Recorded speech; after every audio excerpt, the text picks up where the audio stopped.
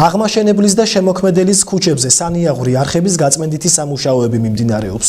თუმცა აღმაშენებლის ქუჩის მცხოვრებლები შესრულებული სამუშაოებით უკმაყოფილორიანიან. დღეს ამ თემაზე ჩვენი კორესპონდენტი ხათუნა ჩანგსელიანი მუშაობდა.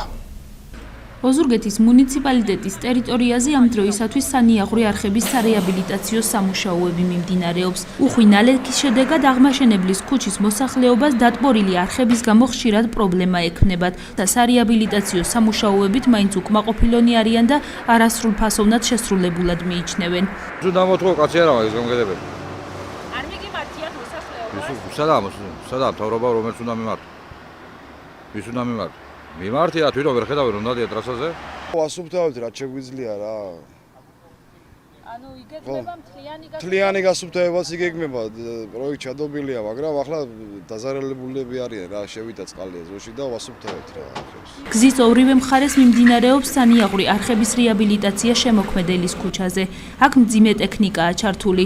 აიპ სერვის ცენტრის ხელმძღვანელის თქმით, მუნიციპალიტეტის ტერიტორიაზე არსებული საჭირო სარეაბილიტაციო სამუშაოების სრულიად აღმოფხვისთვის მხოლოდ ადგილობრივი ბიუჯეტი არ არის საკმარისი.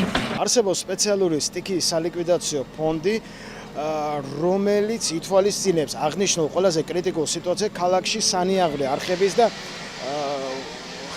არხების და ქუჩების მოწესრიგების ღონისძიებებს, რის შედეგებსაც თქვენ დღეს ხედავთ. ეს მასშტაბები იზრდება, მოცულობა შესასრულებელი სამუშაოების იზრდება და მინდა გითხრათ, რომ ძირითადი აქცენტი აუცილებლად ჩატარდება ყველა იმ სოფელზე და იმ ქუჩაზე, მუნიციპალიტეტის ტერიტორიაზე, რომელმაც განიცადა სტიქიის შედეგებად სერიოზული პრობლემა. ვოვა სალუქვაძის თქმით, მუნიციპალიტეტის მთელ ტერიტორიაზე შესასრულებელი მცირე სამუშაოები, რომელიც სანიაღვრე სისტემის მოწესრიგებას ეხება, წლის ბოლოსათვის იქნება შესრულებული.